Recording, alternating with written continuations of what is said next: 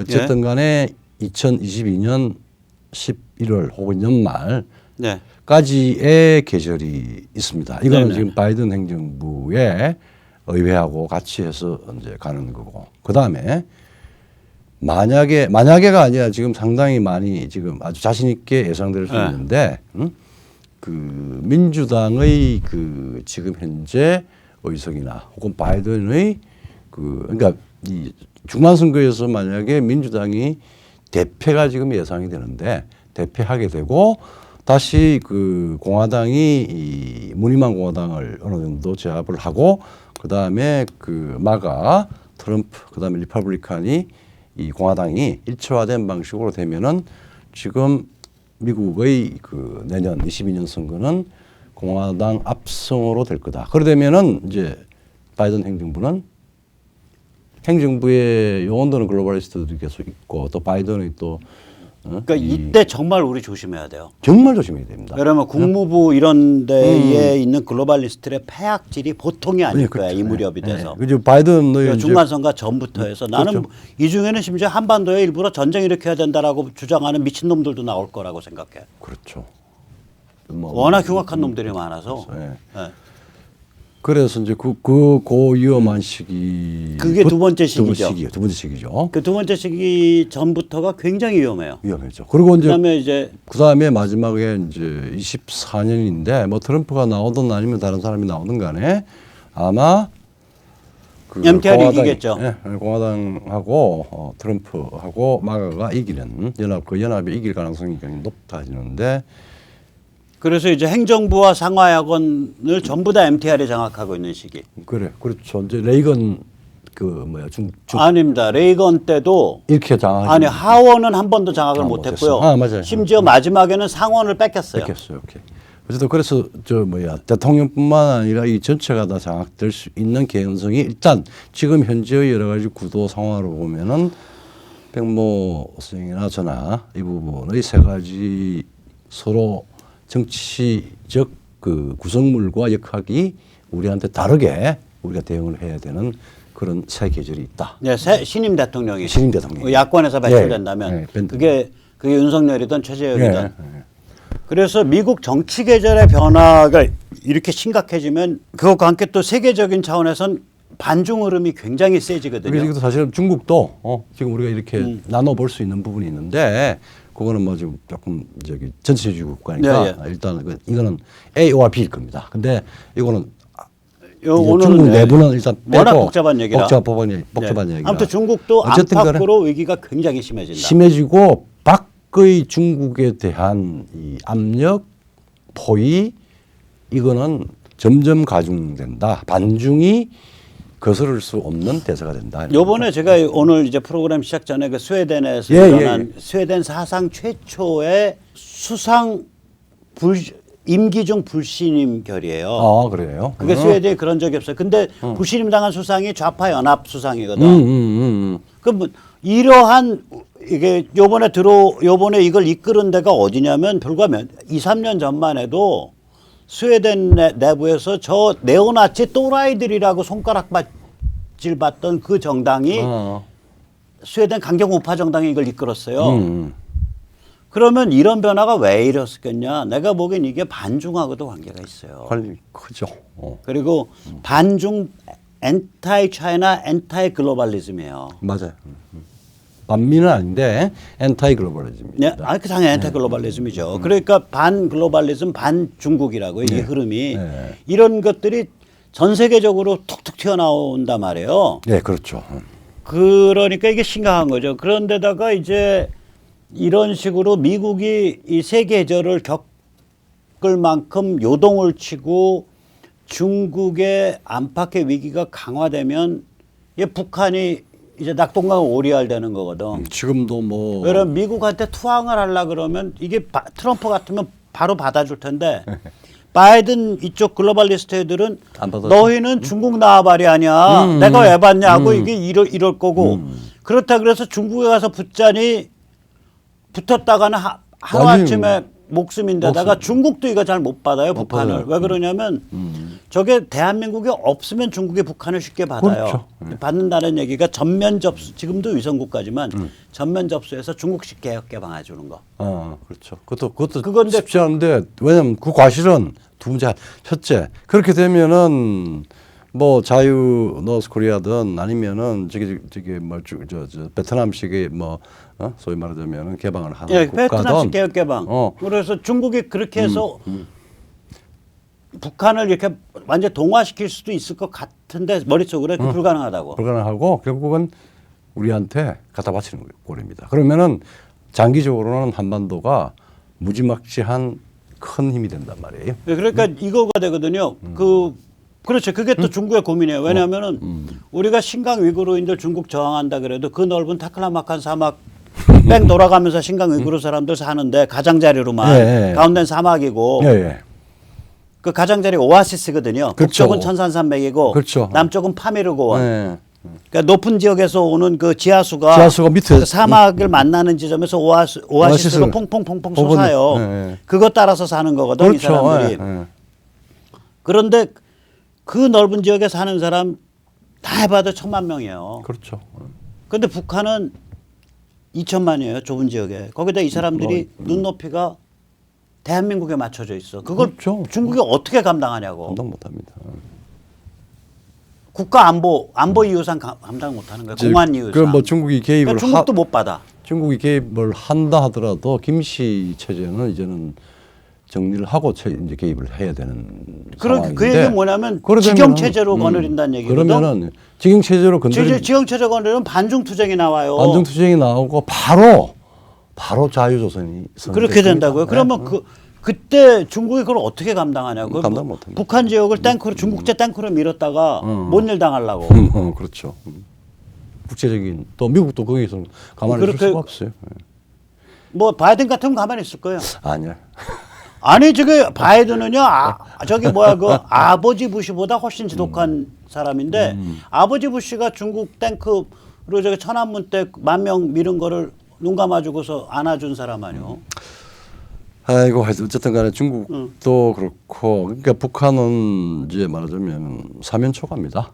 그렇게 되는 제재는 지금 이제 뭐 핵 문제가 해가고 김씨 왕조 김씨 그 리더들의 황제들의 그 소황제들의 그 생명하고 일치가 돼 있는데 그 두 가지를 정리를 안 하면은 제재가 풀릴 수가 없죠. 그리고 이제 이 모든 변화의 근저에는 인간 개인 소통 개인 관점의 문명이 급속히 문명이 그 방향으로 나가고 있는 거거든요. 옛날에 우리가 한번 이제 그야말로 지금까지의 인류사는 문명 버전 1.0인데 지금부터 버전 2.0으로 네. 정말 근본적으로 다른 의식과 행동과 조직과 뭐 이런 것들이 다른 것들의 지금 시작이란 말이에요. 그러니까 그 중에서 이렇게 조금만 시작이 되어서 지금은 뭐 빅텍이다 뭐다 해가지고 자꾸 전체주의적인 통제나 혹은 동원인 쪽으로 가지만 그에 대응해서 개인들의 관점 소통 그다음에 라이프 스타일이 개인화되는 요소는 더 확대가 될 거예요. 우리가 이제 역사에서 고대 문명이라 그러면 되게 이제 수메르랑 에집트에서부터 찾는데 그게 문자 소통이 시작된 때예요. 그렇죠. 그러면 문자에 의한 게 역사요 문명이었어. 그렇죠. 그러면 거꾸로 이거에 의한 거는 뭐냐고. 문명 2.0이죠. 그렇죠. 예, 문명 이미 시작했습니다. 시작한 거예요. 그래서 이것이 이러한 근본적 변화가 있기 때문에 이게 그냥 단순히 뭐 미중 간에 뭐 어쩌고 저쩌고 이런 문제가 아니다. 이게 뭐 굉장히 크게 뭐가 많이 걸린 거다. 그런 말씀드리고요. 자, 그래서 차기 대통령이 이렇게 굉장히 그 숨가쁜 굉장히 다이내믹하고 위험한 국제 정세 그다음에 한반도 정세를 맞서야 될 사람이에요. 네, 그렇죠. 그 국내는 또 어떠냐 그죠? 국내는 첩첩산중 위기중중인데 이거. 그렇죠. 정말 첩첩산중이죠. 네, 한번 정리. 왜냐하면 이게 또 우리도 이게 이 말하면 시간표가 전혀 다른 시간표들이 이제 구성이 됩니다. 그러니까 내년에 이제 대통령 선거를 해서 만약에 정권 교체가 된다고 하더라도 다음 총선은 24년 6월까지란 말이에요. 24년 4월인데 네. 임기는 6월까지. 6월까지죠. 5월 말 5월까지죠. 21대 국회가. 예, 예, 그렇죠. 그러면 이제 21대 국회하고 그다음에 이제 새로운 이제 지금 야당 쪽에서 대통령이 나온 다음에 여소야당입니다. 그렇죠. 그다음에 플러스 여기다가 그때 되는 여당. 지금 야당은 또 어떤 108명. 108명이 똘똘 뭉쳐서 전략적으로 뭐 완전히 하면 되는데 그러면 지금 이 고생을 좀 덜 할 건데 그때도 여전히 그 야권 물론 이제 대통령 선거를 하면서 일부 정계 개편이 이 예상은 되기는 해요. 근데 지금은 이야기하기 좀 힘든 상황이라서 그냥 지금 현재를 생각하면은 무기력하고 무감각하고 무지하고 36세 그냥 저기 뭐야 애송이한테 그냥 나가 떨어지는 그런 여당이란 말이에요. 예, 누가 그러더라고요. 야, 다음번에 야권에서 대통령 나오면 고생문이 훤해. 180명의 시뻘건 도둑놈들하고 108마리의 배부른 돼지를 데리고 정치를 어떻게 하냐. 180명의 시뻘건 도둑놈들. 근데 그것만 인지합니까? 근본적으로 언제부턴가 대한민국의 조중동 아마 네. DJ의 그 조중동 그 일종의 탄압과 그때부터 그에 대한 반작용으로 나왔다고 보는데 안 그래요. 그 뒤에부터 그 아닙니다. 전부터도 있었어요. 조선과 동아가 단 한 번이라도 우남 이승만 인정한 적 있는 줄 아세요? 없어요. 아 그럼 기네. 조선과 동아가 단 한 번이라도 박정희 인정한 적 있는 줄 아세요? 오케이 그래 맞아. 자 어쨌든 대한민국의 그러니까 이것들은 처음부터 불안정하게 만들고 잡고 흔들고 빠개고 그래서 자기 포지셔닝 차지하고 그것에 이골이 난 집단이에요. 그러니까 그 말하자면은 이 어느 한시적으로는 일정한 기간 혹은 뭐 카리스마적 독재를 하든 지배를 하든 간에 말하자면은 언론의 언권을 넘어서는 세속의 대통령에 대해서는 고개를 숙이기 싫다 이런 이야기죠. 그게 문제가 아니라 협조를 하기 싫다 이 말인가? 협조를 하죠. 안 돼. 내가 이 사람들 근성을 보면 그 저기 누구지? 저기 토요토미 히데요시 있을 때 그 일본 시찰 갔다 와서 네. 그거 원숭이 같이 생긴 그 토요토미 히데요시 절대로 침공 안 합니다라고 했던 김성일이. 김성일이. 그래가지고 나와서 야 얘기 들어보니까 김성일 친구가 네. 거기 지금 일본이 지금 장난 아니라는데 그 침공하지 않겠어. 그러니까 김성일이 하는 말이 뭔지 알아요? 뭐라고? 침공하죠. 그러니까 근데 왜 당신 그렇게 임금 앞에서 얘기했어? 임금님 앞에서 그러니까. 아 상대방이 저렇게 얘기하는데 그럼 저는 반대로 얘기해야죠. 오케이 알겠습니다. 아 그게 딱 조중동 근성이에요. 오케이. 좀 진실이냐 아니냐가 문제가 아니라 어떤 말을 해야 내 포지셔닝이 단기적으로 강화되냐예요. 그렇죠. 국민을 어느 방향으로 리드해 드려야 되냐가 아니라 어떻게 개돼지 세뇌를 해야 내 영향력이 강화되냐예요. 오케이. 뭐 여러 가지 측면이 있습니다. 오늘 생각하고. 예. 그러니까 이제 그리고 이제 이게 또 그 아까 무기력, 무감각, 무지한자라고 그러는데 이 여의도 여건이 현재 야권이죠. 이 조중동에 또 말하자면은 조중동이 레퍼런스예요. 예, 지표로 삼죠. 지표로 삼죠. 조중동은. 자, 조중동이 가리키는 방향으로만 움직인단 움직이죠. 말이에요. 네. 그러면은 조중동은 새 계속 대통령이 어떻게 감당할 거냐 이거지 이거를. 자, 그래서 사실은 한국의 정치 변동에서 뭐 내가 뭐 다른 뭐 지금 KBS, MBC 뭐 다 빼고 독립 변수로 남아 있는 게 사실은 조중동입니다. 그리고 조선일보, 동아일보는 100년이 됐잖아요. 작년에 다 100주년 기념을 했거든요. 또 뭐 여러 가지 우리 이 한국 현대사에 상당히 기여를 한 부분도 있고 또 그런 부분이 있지만 저는 없다고 봐요. 정치적 그러니까 과가 굉장히 결정적으로 저는 암덩어리라고 봐. 안 좋은 그 과오가 충분히 있고 그 속성은 지금 더 강화가 됐으면 됐지 약화된 건 아니다. 이런 그러니까 여의도 여권에서 그냥 계속 눈치 보겠죠. 아니 이거 없었으면 우린 다 조중동의 개돼지예요. 그렇죠. 아침마다 그냥 이거 없었으면. 다행히 스마트폰 세상이 한 10년 전, 10여 년 전부터 와서 10년이요. 딱 사람들이 알게 11년쯤 낸 거예요. 이것도 말하면 조용한 혁명의 대상이 되겠네요. 예. 그래서 해야 할 일은 이런 상황에서 참 이거 어떻게 일을 할 수 없는 상황인데 해야 될 일은 첩첩산중이야.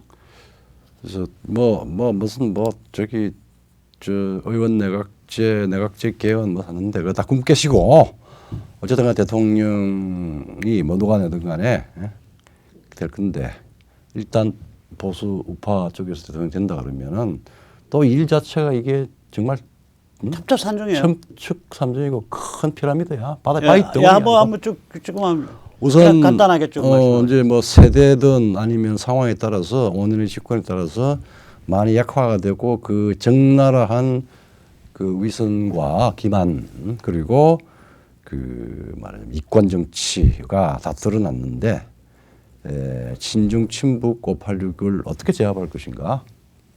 이게 사실은 이게 전쟁 내전의 방식으로 갈지 아니면은 뭐 법적인 처리로 갈지 아니면 설득의 방식이 갈지 하여튼 복합적으로 이것도 굉장히 중요한 정치적 과제입니다.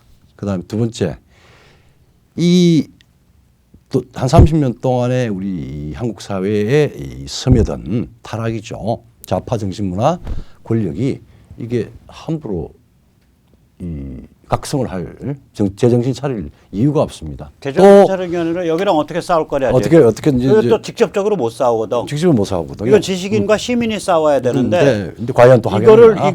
이거를 돈으로 돕는 게 아니라 아주 적절한 상징 연출을 해줘야 되는 거거든요. 그러니까 손뼉을 이렇게 그러니까 손뼉도 아니고 음향 반사 시설을 그렇죠. 해주면 되는 게 음향은 시민과 지식인이 질러. 근데 여기서는 반사가 될 수 있게만 해주면 최소한입니다. 돼. 돈 지를 것도 없고 블랙리스트 만들 것도 없고 아무것도 없어요. 그래서 그때 저기 그 약점만 잡혔죠. 네. 아무 일도 못 하고.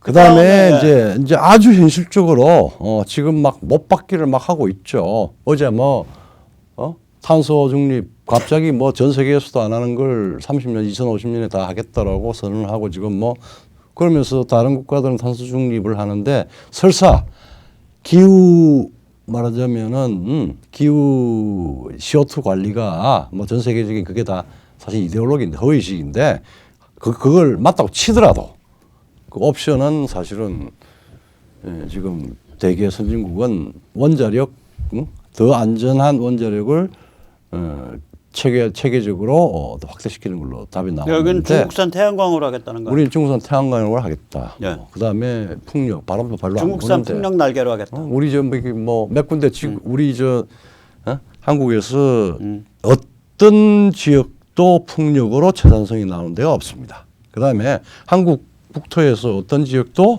태양광으로 그 전기가 제대로 되는 데 없습니다. 그러니까 부동산 그다음에 퍼주기 재정 정책 파퓰리즘 그다음 재정 악화 그다음에 무늬만 고용 공무원들 그다음에 공수처법 게시타포법 그다음에 무슨 5.18 무슨 저기 사람의 정신을 그냥 스톱시키는 그런 법 등등등 다 폐지를 해야 돼요. 이게 다 지금 다음 정권으로 가면 이게 다 지뢰 아니겠어요? 이 지뢰를 어떻게 해체하느냐? 네, 이게 그러니까 조중동도 자기 편이 아니야. 대통령 입장에서. 그렇죠. 여당 그러니까 지금의 야당도 자기 편이 아니야. 그 다음에 586은 더 자기 편 아니야. 중국은 공작 들어와. 그리고 미국의 바이든 정부나 그 밑에 국무부도 만만치 않아. 세 번 또. 자 이런 상황에서 이런 민감한 아젠다들을 계속 시한폭탄을 해체해 가야 되거든요. 그렇죠. 사법부 숙정도 저게 헌법재판소부터 시작을 해서 대법원 저거 어떻게 그렇죠. 숙정할 거냐고. 원래 대통령이 저 권한이 없어요. 없어요. 그러나 저것도 마찬가지예요. 시민이 공명이. 밀고 나가고 거기서는 반향을 하다가 반향이 커지면은 적절한 사법 처리나 뭐 수사나 뭐 이렇게 해서 그걸 숙정하는 거거든. 그렇죠. 예. 그 다음에 보수 정당도 재건해야 될 거 아니에요. 이제, 지금 국민의힘 지금 그 누가 그런 108마리의 돼지들 데리고 어떻게 대통령질 해먹겠냐? 네. 나보고 그러더라고. 108마리인가? 103마리? 103마리 아니에요? 108마리. 108마리가 됐어. 그렇게 얘기하더라고. 그 다음에 박 대통령 문제도 매듭을 줘줘야 될 거 아니야. 그렇죠. 또 저도 시한폭탄이죠. 뭐. 시한폭탄은 아닌데. 어쨌든 아니요, 그거는 오히려 엄청나게 유리할 수가 있어요. 왜냐하면 저렇게 해서 이 박근혜라는 아이콘을 살려버리면 자기의 정치적 자산이 그게 될 수도 있다고 될 신임 수도 대통령을 있죠. 해서는 그러니까 아주 위험한 정치 게임이지만 본인으로선 저 정치 게임도 생각을 해봐야 된다고요. 일단 뭐 법적으로는 지금까지 이 정부가 만들어서 이제 석방이라는 것밖에 없어요. 석방 사면밖에 없어요. 사면 사실은 없고. 나 사면은 반대하고 그냥 형집행 정지인데 난 오히려 그렇죠. 근데 이제 아니 누가 사면이라가 용서할 사자인데 그렇죠. 예, 예. 그렇죠. 누가 사면 누가 용서하냐고 원래 죄가 없는데 그렇다 그래서 이게 법률적 조치로 재심받을 수도 없어요. 그렇죠. 이게 없습니다. 예.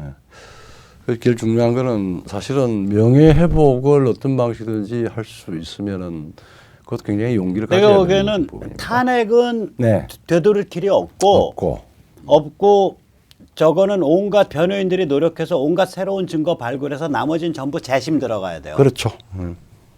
형사는. 그런데 예, 예. 당장 다음 대통령은 이 부분과 관련해서 예. 이 명예 회복 문제 물꼬를 터줘야 될 거 아니야. 명예 회복이라는 방식으로 물꼬를 터면은 그 큰일 나는 겁니다. 근데 자기한테 정치적 이익이 될 수도 그렇죠. 있어요. 예. 근데 그걸 못 하고 막 계속 그 여러 가지 이제 논란이 되면은 그다음에 이제 원전 죽이기를 탈원전 죽이기로 바꿔야 되고. 바뀌어야 됩니다. 이거 제가 만약에 후보고 대통령 같으면 네. 지금이라도 선언하겠습니다. 우리가 수권 조직으로서 다음 대통령을 당선이 되면 당선된 날 제일 1호 국무회의가 문재인 대통령이 부랴부랴 국무회의 통과시켰듯이 대통령령으로 폐지시키고 바로 우리 헌법 72조에 있는 국가안보와 관련된 주요 정책인의 항목으로 해서 국민투표에 붙여서 국민들의 심판을 받아서 전부 다 탈원전을 스톱시키겠습니다. 예. 그러니까 이게 이런 거죠. 말하자면은 자 이제 우리가 살펴봤듯이 지금 국제 정세와 한반도 정세는 무시무시해진다. 그렇죠. 그 변화 속도나 그 경류의 흐름이. 예. 그리고 국내 그 상대방은 이런 상태에서 중국 공산당과 그 586 집단은 야권 분열. 예. 그러니까 정확히 표현하면 윤석열 최재형이 단일화 안 되고 둘이 같이 출마하는 상태 외에는 희망이 없다. 희망이 없습니다. 예. 예. 그리고 이런 상태인데, 그러니까 상대방이 무시무시한 공작을 할 거다라고 우리가 추정할 수 있는 상태인데, 조중동이 지금 취하는 조치를 보면 거기에 대한 그 준비는 없이 일단 둘 같이 다 띄워놓고서 이거 나중에 어떻게 모아줘야 된다 깔때기로 여기에 대한 토론이나 공론화나 안 하고 다 띄워놓고 자기들이 판 어떻게 흔들 수 있나 쇼당판이 어떻게 되나 그것만 보고 있는 거예요. 제가 보기에는 그 쇼당판이죠. 그러니까 쇼당판이야. 말하자면 지금 이제 말하자면은 저울에 올려놓고 끊임없이 병 주고 약 주고 병 주고 약 주고 병 주고 약 주고 해서 저울을 왔다 갔다 하는 저 길들이기 관리. 길들이기 하는 거예요. 네. 그 다음에 그 저기 어디야 일부 보수 지도자라는 사람들도 이게 보수 운동이면 자기가 펼치고 있는 운동에 참여하는 사람들이 어떤 프로세스를 통해서 지지 후보를 결정할 것이냐. 이 프로세스와 이 방법에 대해서 고민을 해야 되는데 그렇죠. 이 고민은 전혀 없이 A 후보는 뭐 좋고 B 후보는 이러이러합니다. 또 B 후보는 좋고 A 후보는 이러이러합니다. 이런 얘기하면서 힘 모으세요. 제 밑으로 다 오세요. 잠깐 근데 누구 지지하려고? 제가 알아서 지지합니다. 그러면 여러분은 무조건 따르기만 하면 됩니다. 이것도 저 말 새끼 조중동이요. 맹목적이죠. 사람을 맹목화시키는 거죠. 맹목화시키는 거죠. 맹목화시키는 거죠. 이 시민을 우리한테 필요한 건 고급지고 자생적인 민초민주주의거든. 그렇죠. 그 길을 향해서 어떻게 나갈 거냐가 아니라 막 사람 마음 갈급하게 만들어 갖고. 그러니까 지금까지도 우리가 만들었던 시민성, 시민으로서 그러니까 일반 그냥 한 독립된 인간, 그러니까 이 분절된 인간이 아니라 공적 책임을 지는 시민의 역할을 하는데 그냥 놔두면 되는데 간섭해서 개돼지를 만든단 말이에요 지금. 아니 그러니까 이거죠. 자기가 보수 운동을 이끌면 예. 추종자가 있잖아요. 예. 또 같이 하겠다는 사람들이 있잖아. 그러면 이 사람들 여기 참여하는 사람들한테 아 나는 지지 후보를 이러이러한 프로세스를 통해서 결정하도록 여러분들을 다 초청합니다. 이 아젠다가 있어야 돼요. 그러니까 이거 없이 지지 후보는 내가 결정할 테니까 당신들은 믿고서 같이 갑시다. 아, 이러면 착취자지 운동 에너지. 자 문재인이가 이러면 합니다. 이러합니다. 그러면 맨날 광고하고 그다음에 그냥 대깨문과 뭐가 다르냐고. 뭐가 달라. 보수 대깨문이지. 너희들은 다 보수 대깨문이고 나는 보수 문재인이야. 그 소리잖아. 그렇지. 굉장히 경계해야 될 일입니다. 예. 그래서 이제 저희는 2022 단일화 네트워크가 만들어져야 된다. 그렇죠. 그렇게 저희는 생각을 하죠. 예. 그래서 이 2022 단일화 네트워크는 지금부터 이제 내년 교육감 지방선거가 끝나는 6월까지 딱 1년입니다. 예. 한시 연대 조직이고 한 11개월 동안에 예, 두 측면에 걸친 목표, 복합적 목표인데 하나는 내부 역량에 관한 목표, 하나는 현실 선거에 관한 목표. 네. 그래서 내부 역량에 관한 목표는 이제 제가 이제 세뇌 탈출에서 잠깐 설명드렸지만 마이초이스 혹은 그에 상응하는 선거구 기반 개방형 시민투표예요. 예. 그러니까 투표지에 딱 보면 예를 들어서 뭐 3명 딱 등장한 거지. 네. 2명 등장하든지 윤석열, 최재형, 홍준표. 혹은 윤석열, 최재형. 둘 중에 나한테 누구 원하냐. 그렇지. 그래서 누구든지 참여할 수 있게. 거기에 물론 이재명은 안 들어있는 거야. 네. 그러니까 저쪽 애들은 안 오겠지. 그렇지. 와도 뭐 그게 뭐 없어요. 그럼 저게 그리고 이게 선거구 기반이에요. 지금 보시면 저기 신분증을 보시면은 신분증을 사용하거든요. 네. 그러니까 선거구가 특정돼 버려요, 저게. 근데 신분증 사용하면 감옥 가요, 원래는. 저게 이제 사람들한테 상당히 두려움을 주는데 저게 미리 핸드폰 안에서 저게 다 지워져 버리면은 그 소위 말하는 예, 그렇죠. 신분증을 촬영해 가지고 인터넷으로 보내면 그렇게 해서 받는 운동단체는 감옥을 가요, 지도자가. 근데 그렇죠. 왜 그러냐면 그게 개인정보보호법 위반이거든. 개인정보보호법. 그런데 저기 보면은 그 생년과 성별을 나타내는 세자 외에는 다 개인정보 숫자는 다 지워져 버리거든요. 그렇죠. 그러니까 개인정보가 보호되죠. 휴대폰 안에서 지워져요. 그렇죠. 어플도 안 깔고. 그렇게 선거가 특정돼요. 이제 그 밑에다가 자기가 저기에 있는 주소지랑 달라진 사람은 수정할 기능이 있지만 휴대폰 번호가 알려져 있고 자기 민증을 깠는데 그거 가지고 거짓말할 사람은 없어요. 그거 가지고 거짓말하면 공문서 위조 비슷한 게 돼요. 그게 신분증을 해놓고서 그 신분증의 뒷면에 이렇게 돼 있다라고 되는 거니까. 그렇죠. 그리고 이제 저 정도를 가지고 이제 말하자면은 그러니까 열린 방식으로 다 들어와야 된다고. 다 들어올 수 있게 이제 하는 정도까지 해서 자기 신분증을 저걸 실내에서 찍어서 할 정도 같은 건 굉장히 말하자면은 공적 책임감이 높은 사람들이에요. 만약에 저런 사람들이 한 요번에 대선까지 해서 한 4,50만 명 모인다. 그러면 한 선거구에 저게 2,000명이거든요. 한 선거구 2,000명이에요. 뭐 그러면 게임 끝나는 거예요. 저건 그러니까 뭐냐면 자유시민 기반이 형성되고 자율적 민초민주주의가 강화되는 기회고. 그다음에 이제 저거를 누가 주도할 거냐. 2022 단일화 네트워크가 주도하거든. 예를 들어서 저거에 만약에 저거에 주민자치 기본법 반대. 그러면 인민자치법 반대 투쟁위원회가 주도해요. 그러니까 캠페인 주도 단체들이 다 있다고요. 그러니까 이제 지금까지는 우리 저기 우파 시민단체가 캠페인이나 실제 이제 정책 비판 운동 단체들이 너무나 영세하고 그다음에 이 말하자면 네트워크 조직의 네트워크 기반이 없어요. 그래가지고 고민을 했는데 지금 되면은 예컨대 뭐 지금 이제 자치법 같은 게 이 악법 중에 악법인데 반헌법적이고 사실 헌법을 마비시키는 헌법인데 저런 식으로 되면은 이제 바로 이제 전국 조직을 갖게 전국 되죠. 조직을 그 가지게 인반투가. 되고. 그렇죠. 가지게 그러니까 되고. 캠페인을 벌리는데 예를 들어서 그렇죠. 캠페인을 예를 들어서 뭐 서울 관악구 구의회가 예. 이상한 인권조례를 통과시키려 그런다. 예. 그럼 관악구 구의회의 인권조례 반대 관악구민 주민투표를 열 수 있어요. 한 그렇죠. 지역만. 한 지역마다. 그러면 그 주민투표 열면 그래서 뭐 3천 명이 참여했다. 네.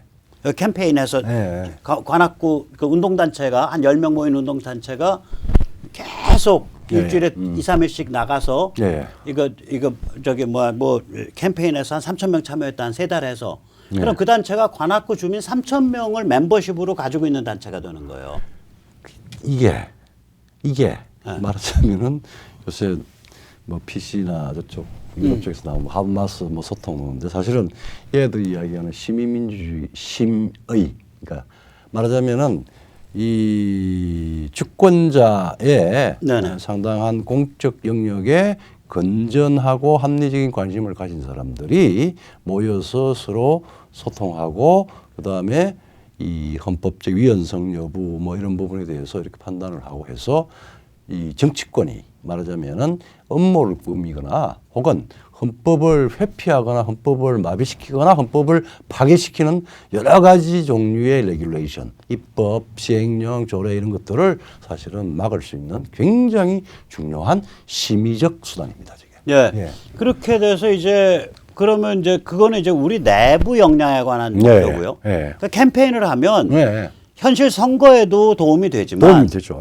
예. 내부 역량도 거기를 거기 통해서 커야 되거든요. 크죠. 예.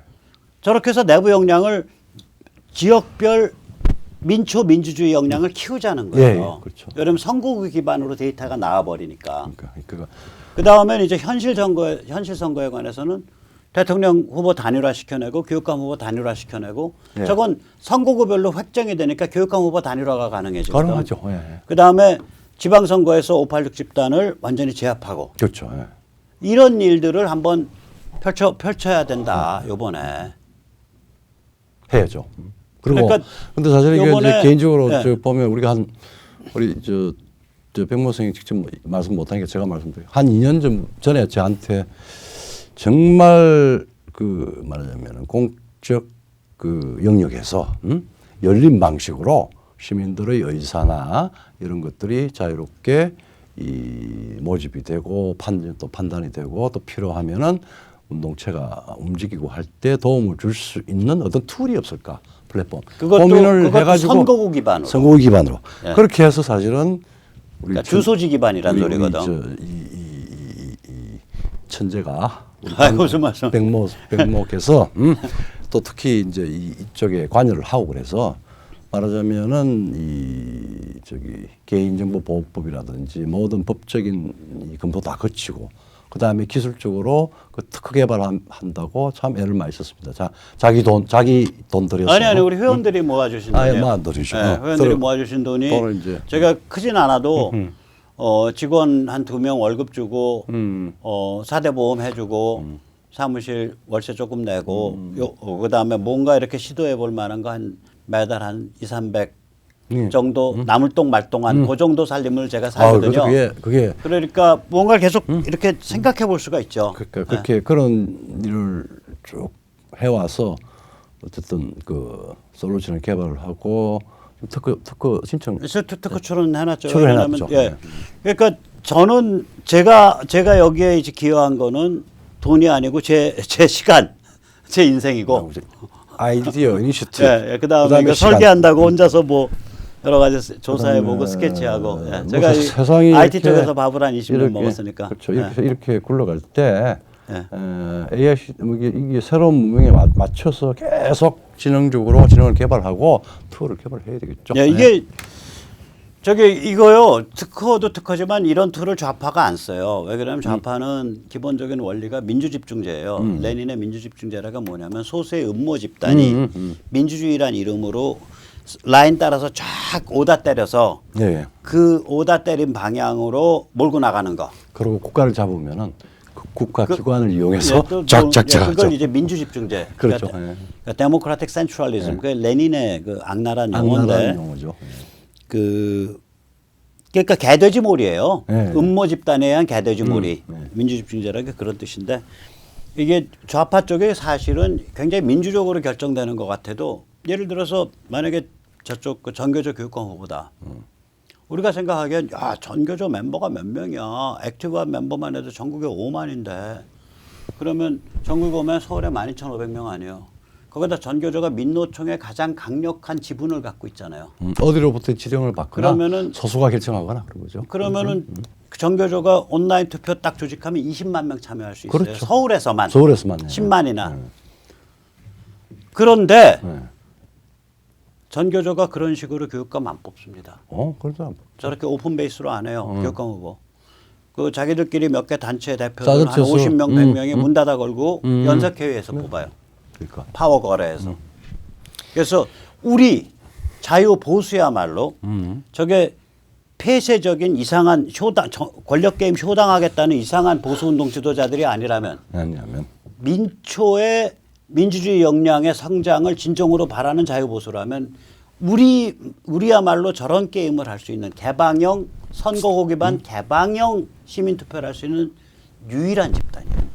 저기 그 개방형 시민 그 투표 그 이름을 듣는데도 이 조성환이가 힌트를 좀 줬습니다. 마이 초이스? 마이 초이스. 예. 마이 초이스라는 이름을 막 같이 막 뭐 이야기를 하다가 예, 툭 그렇죠. 던졌는데 저게 우리가 하려고 했던 중요한 개념이다 했는데 이게 유행이 되어서 각 유행이 좀 주권자가 됐으면 제발 이제 개방 공간에서 예. 만나서 예. 서로 이 공적 이 공적인 네.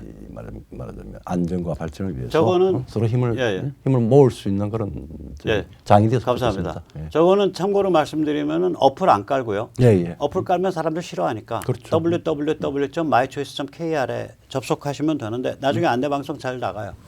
근데 지금 7월 초중순에 예. 그러니까 대통령 후보 단일화 그다음에 국가보안법 폐지 반대. 그다음에 주민자치기본법 인민자치법 반대. 그다음에 평등법이 아니라 또 하나인데 저기 이원 집정부제 개헌. 이렇게 저기 의원 내각제 헌법 변경 반대. 변경. 전 개헌이라고 안 그래요. 헌법 변경. 헌법 변경이라 그래요. 헌법 변경 반대. 네. 이 네 가지의 전국 단위 투표부터 시작을 하고요. 8월 중순이 되면 지역 투표가 가능하게 시스템이 바뀌어요. 그렇죠. 지역 투표 얼마나 재밌냐면 마이초이스 KR 자체 메인 페이지에 들어와서도 지역 투표를 찾아 들어갈 수 있지만 지역 캠페인 하는 사람들이 마이초이스 가신 다음에 메뉴 이거 누르고 이거 누르면 저희 관악구 요 투표 나옵니다. 그럼 재미없잖아. 그렇죠. QR 많이 찍잖아요, 요새. 네. 샌드위치 파널에 QR 하나 딱 박아. 그래놓고 취지문 딱 해서 요거 카메라로 찍으시면요. 관악구 투표 바로 그 사이트 나옵니다. 바로 그 링크 나옵니다. 그러니까 다이렉트 링크를 뚫어드리려 그래요. 그거는 아주 유용한 QR이네. 그렇죠. 이러면은 이제 동성혼 반대하는 사람들 이거 쓰실 만한 분들 많어. 특히 그러니까 혹시 이거 보실 때요.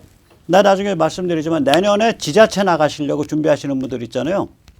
혹은 그런 분들을 도와주고 싶으신 분. 무조건 지역사회에서 마이초이스 8월부터 시작해갖고 캠페인 하나 시작하세요. 어디 가서 줄 서고 할 거 없어요. 만약에 자기가 기초의원 나가려 그런다. 무슨 구에.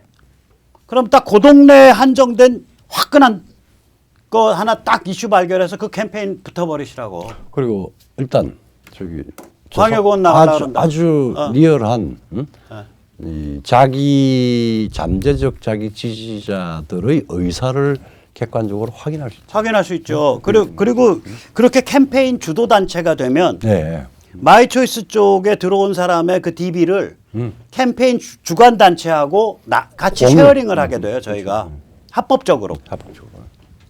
그걸 동의해야 투표할 수 있으니까. 네. 수고하셨습니다. 예. 네. 자, 그럼 오늘 여기까지 모시겠습니다. 감사합니다. 네, 감사합니다.